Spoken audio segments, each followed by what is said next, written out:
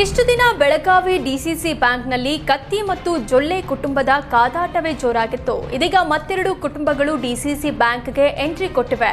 ಸಚಿವೆ ಲಕ್ಷ್ಮೀ ಹೆಬ್ಬಾಳ್ಕರ್ ಮತ್ತು ಜಾರಕಿಹೊಳಿ ಕುಟುಂಬ ಎಂಟ್ರಿ ಆಗಿದೆ. ಡಿಸಿಸಿ ಬ್ಯಾಂಕ್ ಚುನಾವಣೆಗೆ 6 ತಿಂಗಳಿರುವಾಗಲೇ ತಯಾರಿ ನಡೆದಿದ್ದು, ಚುನಾವಣೆ ಸ್ಪರ್ಧೆಗೆ ಶಾಸಕರು, ಮಾಜಿ ಶಾಸಕರ ಕಸರತ್ತು ನಡೆಸುತ್ತಿದ್ದಾರೆ. 16 ನಿರ್ದೇಶಕ ಸ್ಥಾನ ಹೊಂದಿರುವ ಬೆಳಗಾವಿ ಡಿಸಿಸಿ ಬ್ಯಾಂಕ್ನಲ್ಲಿ ಜಾರಕಿಹೊಳಿ ಸಹೋದರರ ಹಿಡಿತ ಜೋರಾಗಿದೆ. ಲಕ್ಷ್ಮಣ ಸವದಿ, ಅಣ್ಣಾ ಸಾಹೇಬ್ ಜೊಳ್ಳೆ, ರಮೇಶ ಕತ್ತಿ ಸೇರಿ ಈಗಾಗಲೇ ಡಿಸಿಸಿ ಬ್ಯಾಂಕ್ನಲ್ಲಿ 16 ನಿರ್ದೇಶಕರು ಇದ್ದಾರೆ. ಇದೀಗ ಬೆಳಗಾವಿಯ ನಿರ್ದೇಶಕ ಸ್ಥಾನಕ್ಕೆ ರಾಹುಲ್ ಜಾರಕಿಹೊಳಿ ಕಣ್ಣಾಕಿದ್ದು, ಖಾನಾಪುರದಿಂದ ಎಂಎಲ್ಸಿ ಚನ್ನರಾಜ್ ಹಟ್ಟಿಹೊಳಿ ಸ್ಪರ್ಧೆಗೆ ಪ್ಲಾನ್ ಮಾಡಿದ್ದಾರೆ.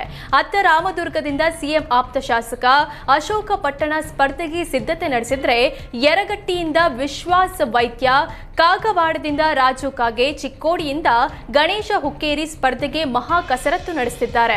ಘಟಾನುಘಟನೆಗಳಿಂದ ಡಿಸಿಸಿ ಬ್ಯಾಂಕ್ ಚುನಾವಣೆಗೆ ಸ್ಪರ್ಧೆ ಏರ್ಪಟ್ಟಿದೆ. ಬಿಜೆಪಿ ಕಾರ್ಯಕರ್ತ ವಿನಯ್ ಸೋಮಯ್ಯ ಆತ್ಮಹತ್ಯೆ ಪ್ರಕರಣದ ತನಿಖೆ ಮೇಲೆ ಅನುಮಾನ ಮೂಡಿದ್ದು, ಶಾಸಕ ಪೊನ್ನಣ್ಣ ಮತ್ತು ಮಂತರ್ಗೌಡಗೆ ಪೊಲೀಸರು ಕ್ಲೀನ್ ಚಿಟ್ ಕೊಟ್ರ ಎಂಬ ಅನುಮಾನ ಮೂಡಿದೆ. ವಿನಯ್ ಡೆತ್ ನೋಟ್ನಲ್ಲಿ ಪೊನ್ನಣ್ಣ ಮತ್ತು ಮಂತರ್ಗೌಡ ಹೆಸರು ಉಲ್ಲೇಖವಾಗಿದೆ. ಹಾಗಿದ್ರೂ ಶಾಸಕರ ವಿಚಾರಣೆಗೆ ಇನ್ನೂ ನೋಟಿಸ್ ನೀಡಿಲ್ಲ. ಶಾಸಕರ ಪಾತ್ರದ ಬಗ್ಗೆ ಪೊಲೀಸರಿಗೆ ಯಾವುದೇ ಮಾಹಿತಿಯೂ ಸಿಕ್ಕಿಲ್ವಂತೆ.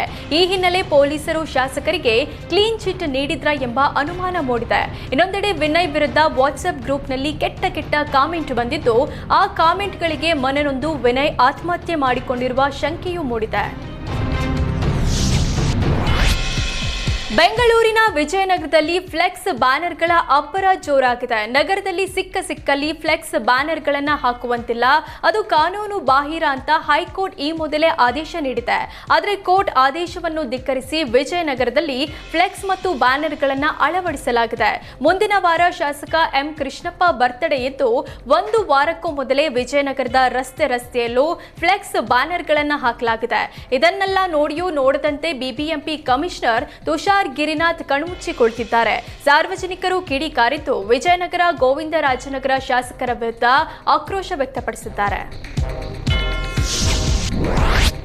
ಚಾಮರಾಜನಗರದಲ್ಲಿ ಸ್ವಚ್ಛತಾ ಅಭಿಯಾನಕ್ಕೆ ಚಾಲನೆ ನೀಡಿದ್ದು, ಚೆಲುವ ಚಾಮರಾಜನಗರ ಹೆಸರಲ್ಲಿ ಸ್ವಚ್ಛತಾ ಅಭಿಯಾನ ಆರಂಭಗೊಂಡಿದೆ. ಜಿಲ್ಲಾಡಳಿತ, ಜಿಲ್ಲಾ ಪಂಚಾಯಿತಿ, ನಗರಸಭೆ ಹಾಗೂ ಸಂಘ ಸಂಸ್ಥೆಗಳ ಸಹಯೋಗದೊಂದಿಗೆ ಈ ಅಭಿಯಾನ ನಡೆಸಲಾಗುತ್ತಿದೆ. ಸ್ವಚ್ಛತಾ ಅಭಿಯಾನಕ್ಕೆ ಶಾಸಕ ಪುಟ್ಟರಂಗಶೆಟ್ಟಿ ಹಸಿರು ನಿಶಾನೆ ತೋರಿದ್ದು, ನಗರದ ಜೋಡಿ ರಸ್ತೆ ಸ್ವಚ್ಛತೆಗೊಳಿಸುವ ಮೂಲಕ ಸ್ವಚ್ಛತಾ ಅಭಿಯಾನ ನಡೆಸಿದ್ರು. ಎಲ್ಲೆಂದರಲ್ಲಿ ಕಸ ಸುರಿಯಬೇಡಿ, ನಿಗದಿತ ಸ್ಥಳದಲ್ಲೇ ಕಸ ಹಾಕಿ, ಪ್ಲಾಸ್ಟಿಕ್ ಬಳಸಬಾರದು ಅಂತ ಶಾಸಕರು ಮನವಿ ಮಾಡಿದ್ರು. ಪಟ್ಟಣದ ಜನರಿಗೆ ಸ್ವಚ್ಛತೆ ಬಗ್ಗೆ ಜಾಗೃತಿ ಅಗತ್ಯ, ಸ್ವಚ್ಛತೆಗೆ ಸಾರ್ವಜನಿಕರು ಹಾಗೂ ಸಂಘ ಸಂಸ್ಥೆಗಳ ಸಹಕಾರ ಅಗತ್ಯ ಅಂತ ಶಾಸಕ ಪುಟ್ಟರಂಗಶೆಟ್ಟಿ ಮನವಿ ಮಾಡಿದ್ರು.